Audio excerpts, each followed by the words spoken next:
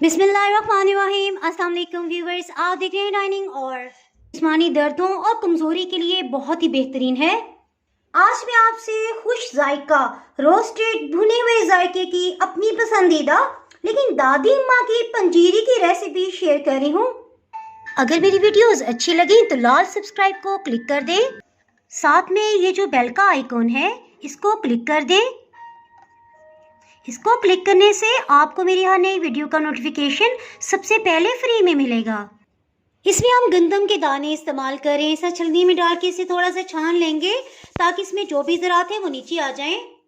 इसके लिए मोटे सुराख वाली छलनी का इस्तेमाल किया जाता है। ये देखें, बिल्कुल साफ सुथरे दानों में से भी कुछ ना कुछ निकल ही आया है। पंजीरी बनाने से पहले इसको चेक कर लेंगे, इसमें से जो भी इस तरह के होंगे इन्हें निकाल लेंगे। बज़ाहिर साफ सुथरी गंदम में से देखें ये निकल आया है। हीट को ऑन कर लेते हैं। इतनी मिकदार में दाने लें जो आप आसानी से हिला सकें। चूल्हे की आंच को मीडियम लो रखेंगे और लगातार चम्मच चलाते से भूनते जाएंगे। जिस तरह पॉपकॉर्न को भूनते हुए आवाज़ आती है, आहिस्ता आहिस्ता इस तरह से आवाज़ आने लग जाएगी। दाने भुनने की बहुत प्यारी सी खुशबू पंजीरी में शामिल हो जाती है, इसीलिए मेरी मोस्ट फेवरेट है। बस इसमें यही एहतियात करनी है कि दानों का रंग सुनहरा हो जाए, इन्हें निकालें और ये जलने भी ना पाए। गंदम के दाने इसमें 1 किलो की मिकदार में हम लेंगे। नेक्स्ट स्टेप में गंदम के दानों को हम पीस लेंगे। दानों की इस आटे को इसी तरह से इस्तेमाल नहीं करना, इसे मोटे सुराख वाली छलनी में छान लेंगे।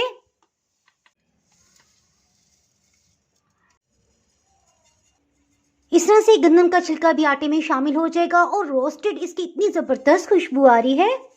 बस इसमें 2 बातों का ख्याल रखना है। एक तो दानों को बहुत अच्छी तरह ग्राइंड कीजिएगा और देखिए सबसे आखिर में इस तरह से कुछ मोटे दाने लाजमी बच जाएंगे, इनको अपनी लग से निकाल लेना है और इनको आखिर में फिर से ग्राइंड कर लीजिएगा।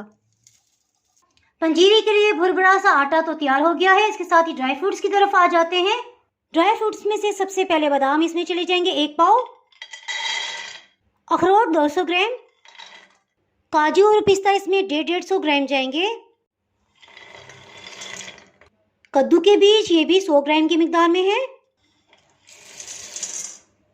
इन सबको ड्राई रोस्ट कर लेंगे। हीट को मीडियम लो रखेंगे।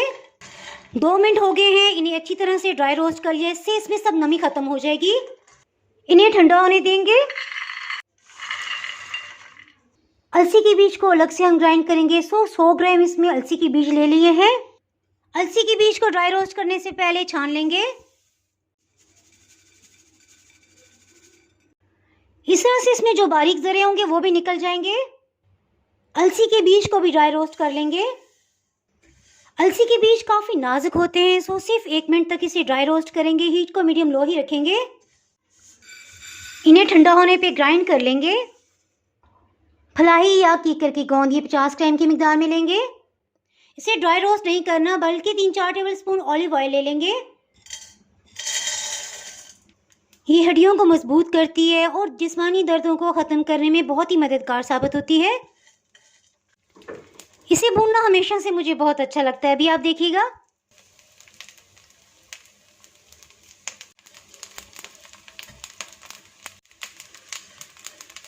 तीन मिनट के अंदर देखिए कितनी अच्छी फूल की। इसके साथ ही हीट को ऑफ कर देंगे।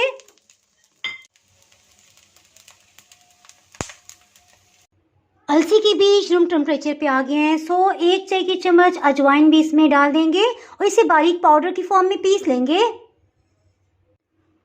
अलसी के पिसे हुए बीज को इसमें शामिल कर देंगे। इसमें ड्राई फ्रूट का क्रंच बहुत अच्छा लगता है, सो मैं इसे हाफ क्रश ही करूंगी। इसमें पिघला हुआ देसी घी, ऑलिव ऑयल या कुकिंग ऑयल जो भी आप डालना चाहे 700 ml यानी 3 पाव की मिकदार में जाएगा। चूल्हे की आंच को बिल्कुल लो रखेंगे। ऑयल को इसमें शामिल कर देंगे। अगर आपके पास गुड़ हो तो उसे अच्छी तरह से पीस लें। समटाइम्स गुड़ में तीखा सा जायका होता है, वो गुड़ इस्तेमाल ना कीजिएगा। मैं इसमें शक्कर का इस्तेमाल कर रही हूँ। 21 खाने वाले चम्मच इस तरह से भर के शक्कर लेंगे और अगर कप्स में देखा जाए तो 3 कप भर के जाएंगे। 3 पाव शक्कर को इसमें शामिल कर देंगे। चूल्हे की आंच को 1 मिनट के लिए मीडियम लो करेंगे। उसके बाद बिल्कुल लो हीट पे इसे पकाते जाएंगे। गुड़ को बिल्कुल लो हीट पे पिघला लेना है, इसमें से सब लम्स ख़त्म कर लेने हैं और इसमें बिल्कुल क्रिस्पीपन भी नहीं आना चाहिए। तकरीबन 1 मिनट हो चुका है इसे कुक करते, लेकिन अभी भी हाथ रखा जाए तो हीट ज़्यादा महसूस नहीं हो रही। सो हीट मैंने ऑन ही रखी हुई है। जैसे आपको महसूस हो इसका टेम्परेचर ज़्यादा हाई हो गया, चूल्हे को ऑफ कर दीजिएगा और बस इस तरह से मिक्स करते जाइएगा। अगर आपने कभी तिल पट्टी बनाई है तो उसमें जिस तरह गुड़ की कंडीशन होती है, बिल्कुल भी उस कंडीशन में से नहीं जाना चाहिए। ऑयल काफ़ी गर्म है, हीट को ऑफ कर दिया है, इसी में से अच्छी तरह से मिक्स कर लेंगे। इसमें अलसी और पिसे हुए आटे को शामिल कर देंगे। अधकुटे ड्राई फ्रूट्स भी इसमें चले जाएंगे।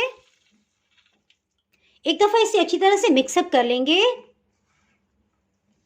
इसके बाद अभी भी बहुत ही अहम इंग्रेडिएंट रहता है, वो सबसे लास्ट में हम शामिल करेंगे।